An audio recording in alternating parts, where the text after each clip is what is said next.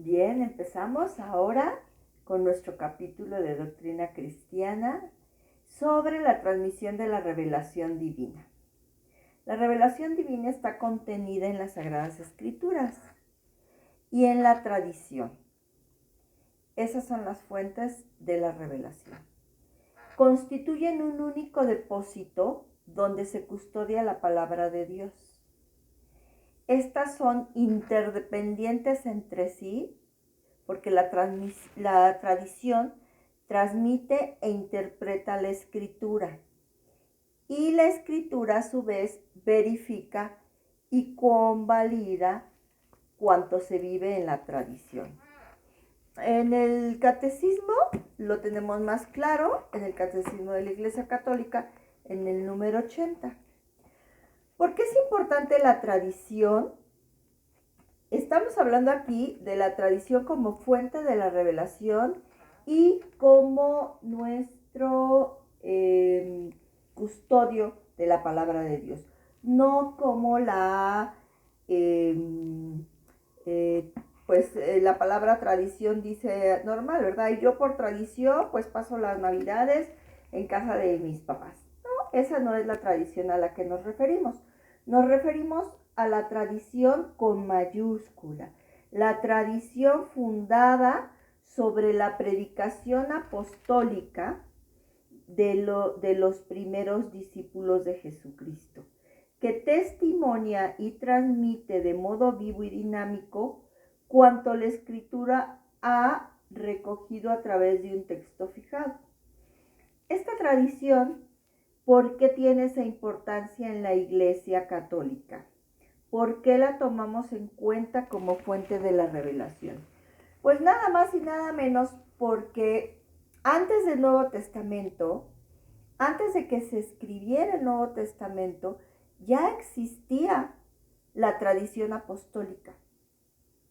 Los apóstoles, los que escribieron, como veíamos el otro día, según los libros de la Biblia, empezaron a escribir tiempo después de que Jesucristo se fue a los cielos en el momento de la ascensión, a los 40 días de haber resucitado. Ellos empezarían a escribir después, en la Biblia vienen esos datos, en las Biblias vienen alrededor de en qué año empezaron a escribir.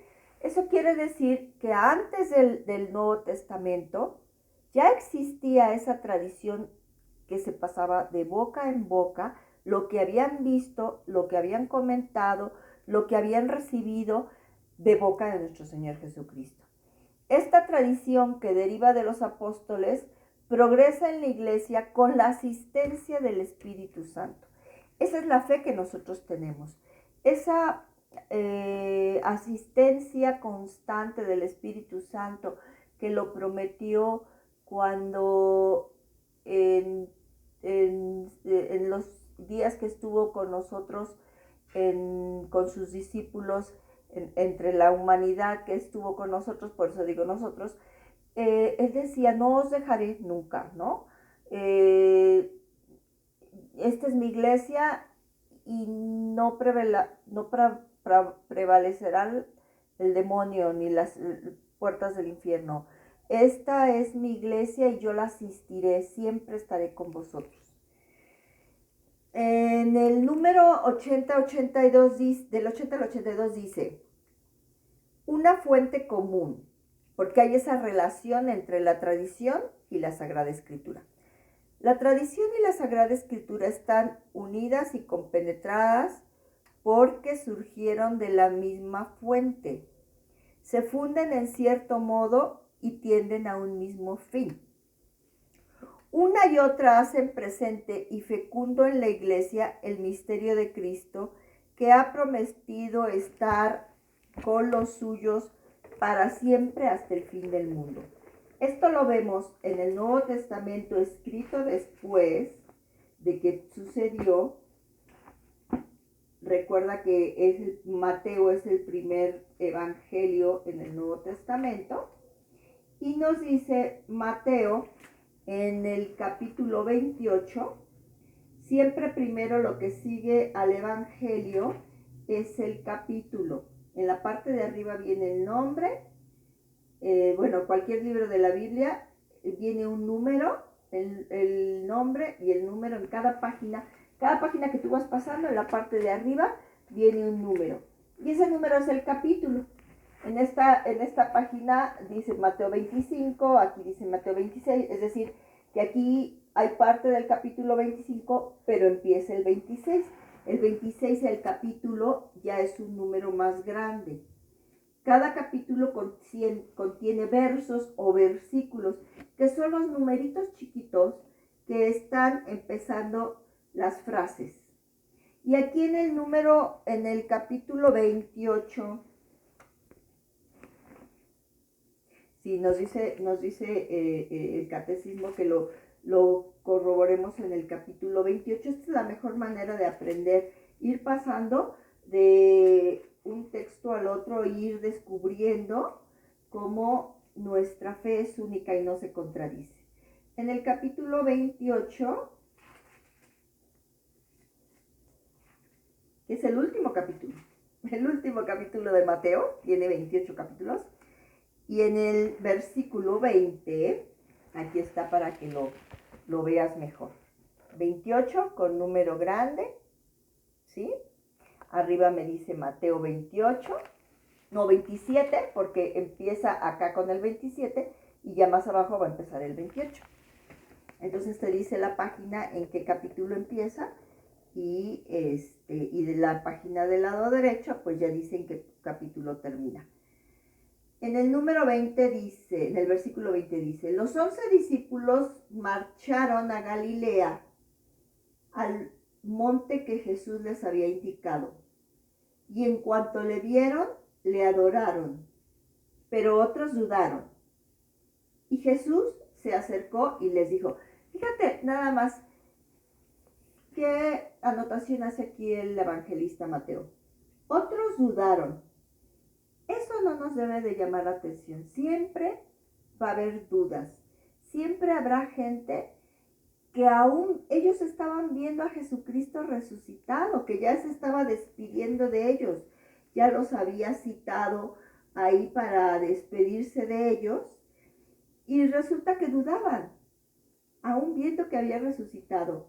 Pero bueno, pues eso nos da tranquilidad porque decir, bueno, lo único que tengo que hacer es pedirte con mucha fe que fortifiques mis creencias y que me alejes de todo lo que sea duda, porque la duda siempre va a estar ahí como parte de un ataque de nuestro enemigo, el demonio, ¿no? Entonces dice, en cuanto le vieron, le adoraron, pero otros dudaron. Y Jesús se acercó y les dijo, se me ha dado toda potestad en el cielo y en la tierra. Id pues y hacer discípulos a todos los pueblos, bautizándolos en el nombre del Padre y del Hijo y del Espíritu Santo. Aquí a todos los discípulos, los 11 apóstoles y los discípulos que estaban también por ahí, que alcanzaron a verlo y que lo adoraron, pues les dio ese mandamiento. Ir y hacer discípulos a todos los pueblos, sin excepción. Todos tenemos derecho a que se nos predique la palabra de Jesús, a que se nos predique el Evangelio. Evangelio quiere decir buena nueva. Entonces, esto nos da mucha esperanza de decir, si yo te hablo a ti de Jesús, no estoy invadiendo tu libertad ni estoy atropellando. Estoy cumpliendo un mandamiento de Dios que quiere que seamos discípulos suyos. Por eso todos tenemos la obligación de hacer apostolado. ¿Qué es hacer apostolado? Hablarle a la gente de Dios. Sin ser pesados, sin ser más papistas que el Papa. Con nuestra misma vida podemos hablar a los demás de Dios. ¿Cómo? Siendo personas íntegras, siendo personas honestas, siendo personas que no mienten, personas que aman a su prójimo, personas que no se dejan llevar por la corrupción, por el fraude, por la mentira, que no odian.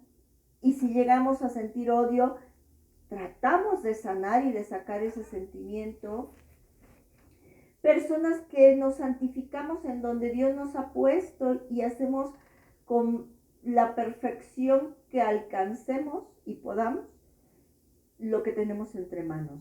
Nuestro trabajo, nuestro cuidado de la familia, nuestro amor a nuestros seres queridos. Si eres esposa, el ser una buena esposa que implica muchísimo sacrificio, porque hay que matar mucho el orgullo y el amor propio, pero eso es lo que nos hace ser semejantes a Cristo, que vino a darse a todos nosotros. Y de esa manera estaremos proclamando el Evangelio. De esa manera estaremos anunciando esta buena nueva. Porque además aquí dice, enseñándolos a guardar todo cuantos os he mandado. O sea, Jesucristo, léelo muchas veces en el Evangelio de San Mateo, capítulo 28, último versículo. Jesucristo nos dice, bueno, más o menos como quieran, O sea, si ya por ahí del siglo XXI, pues ya las cosas están difíciles, y está esto del calentamiento global y la saturación de las ciudades. Pues bueno, si ustedes creen que vivir, pues no sé, la castidad en el matrimonio, vivir fidelidad en el matrimonio, aceptar los hijos que Dios les mande, pues digo, ahí como que ya no. O sea, nunca fue así nuestro Señor.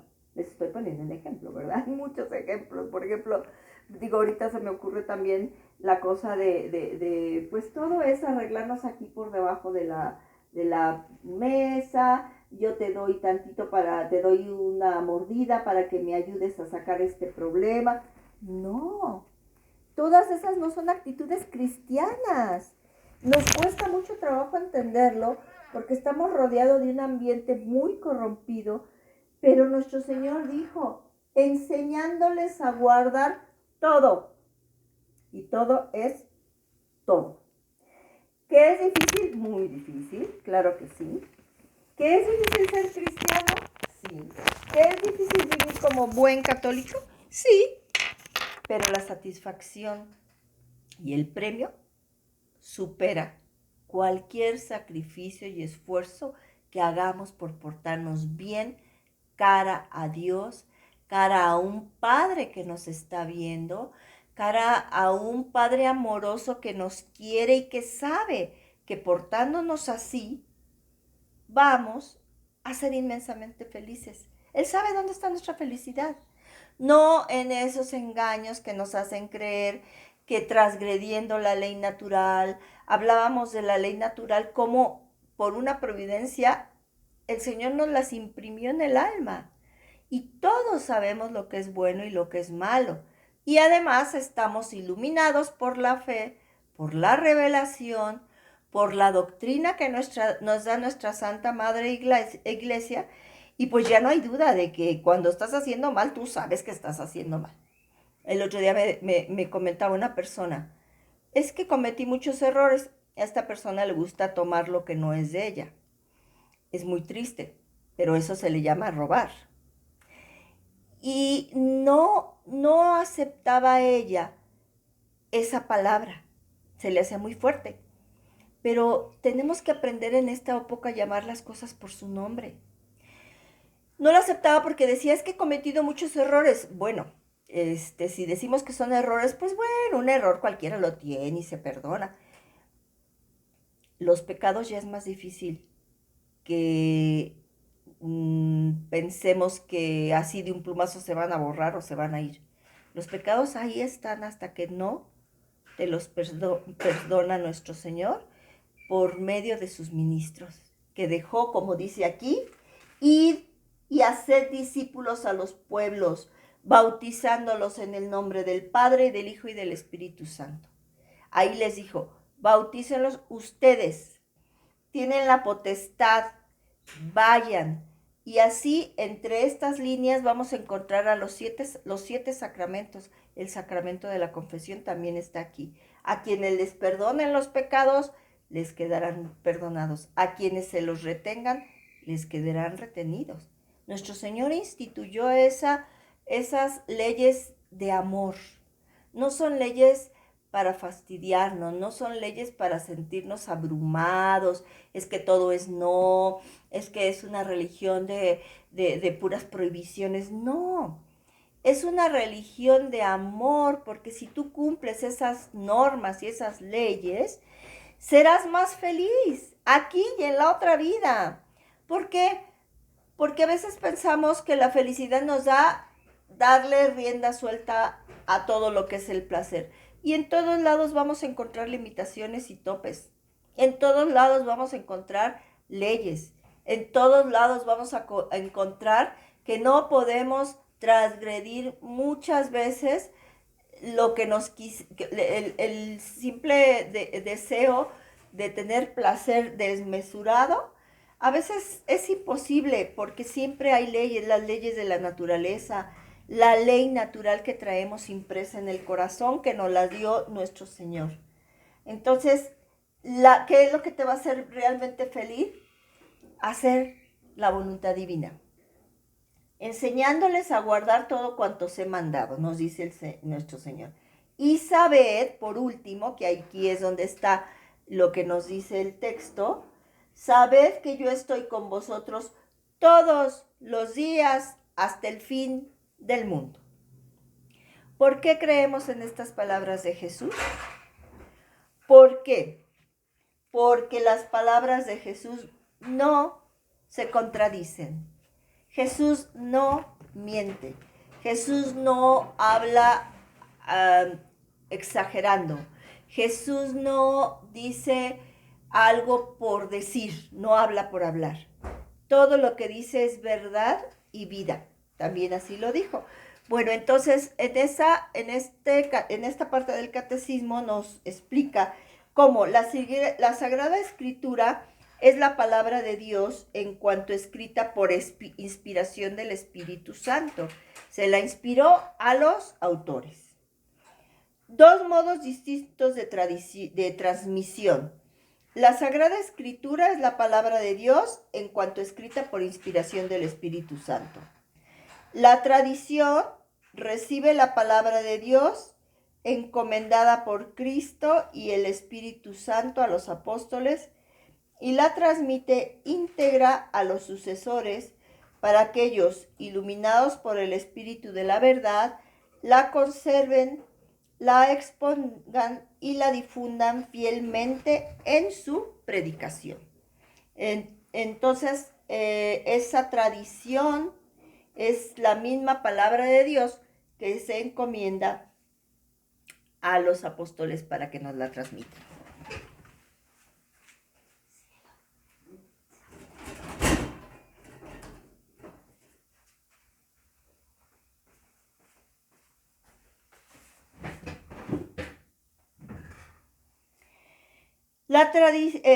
De ahí resulta que la iglesia a la cual está confiada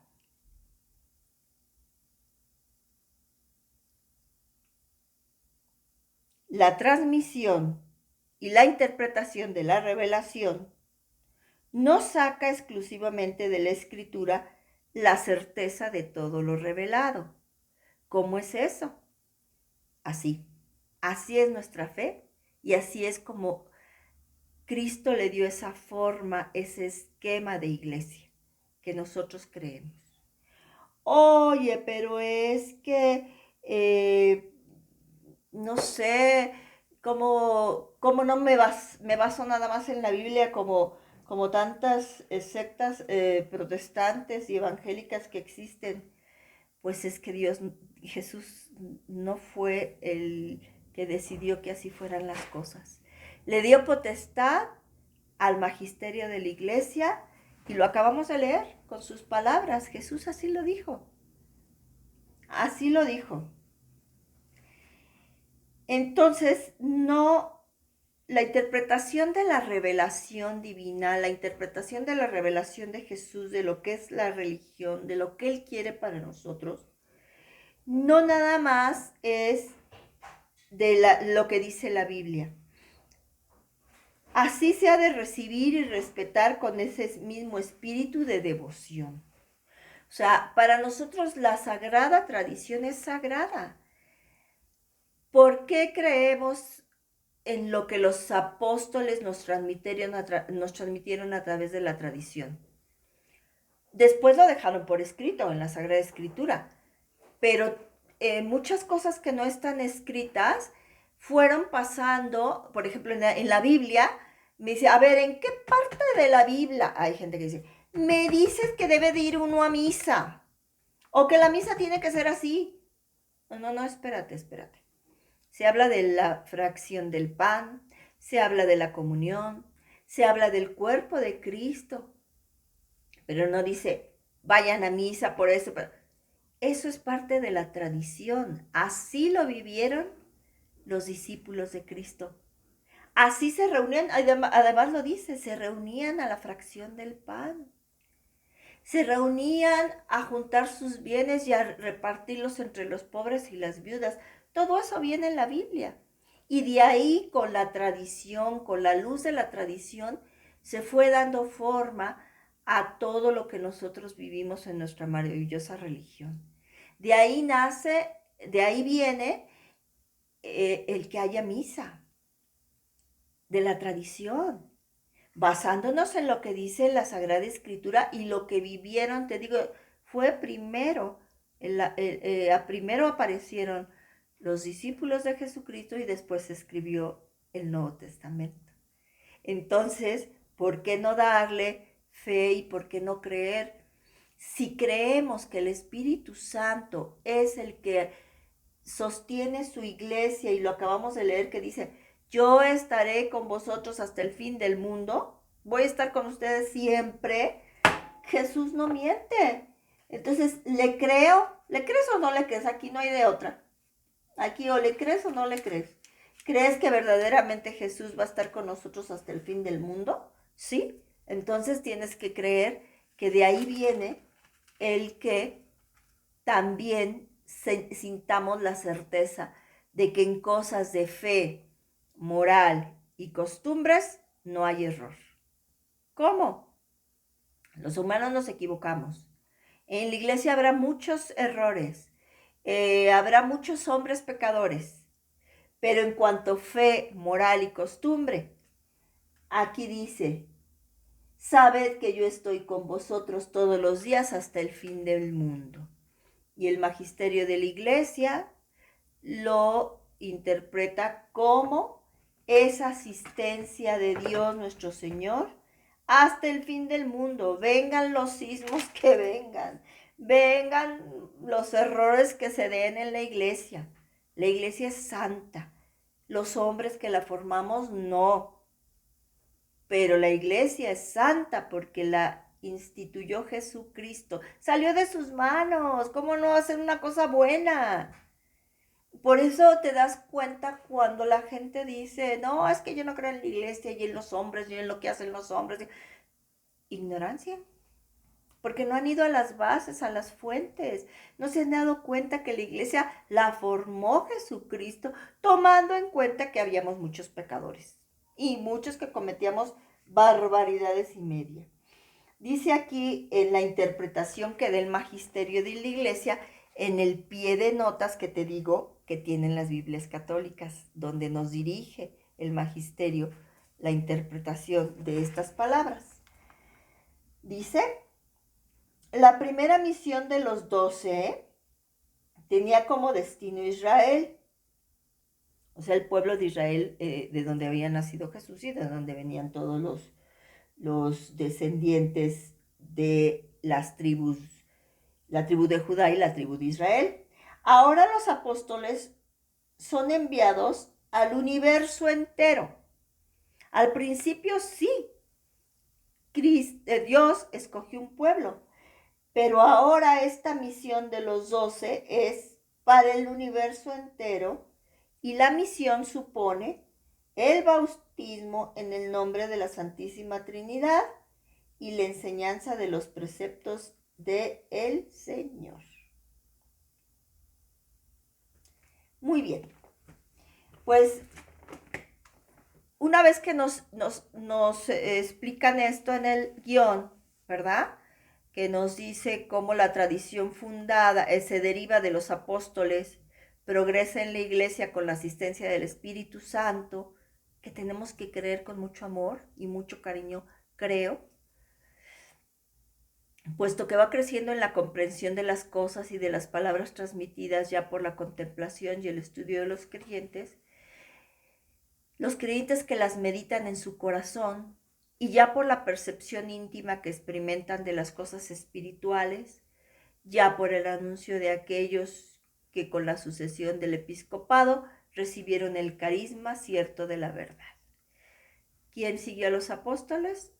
El episcopado. Los obispos son los que siguieron y ellos los nombraron y está en la Biblia también.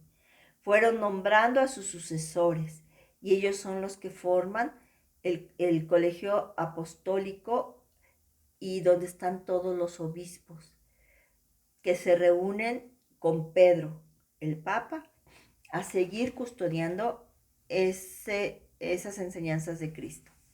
Las enseñanzas del magisterio de la Iglesia, las de los padres de la Iglesia vivieron, hay orientales y occidentales, esto es, en la cuna donde fue el cristianismo, donde brotó el cristianismo después de que Cristo vino y donde aquello surgió con mucha fuerza. En esas ciudades, en esos lugares cerca de ahí, entre Oriente y Occidente, porque pues ahí casi es donde se divide el Oriente del Occidente, hay algunos padres de la iglesia que eran hombres comprobados de vida santa y estudiosos de las escrituras, que también estudiosos de la tradición fueron dejando lo que es el canon de la iglesia para decir esto y esto coincide, esto es inspiración divina.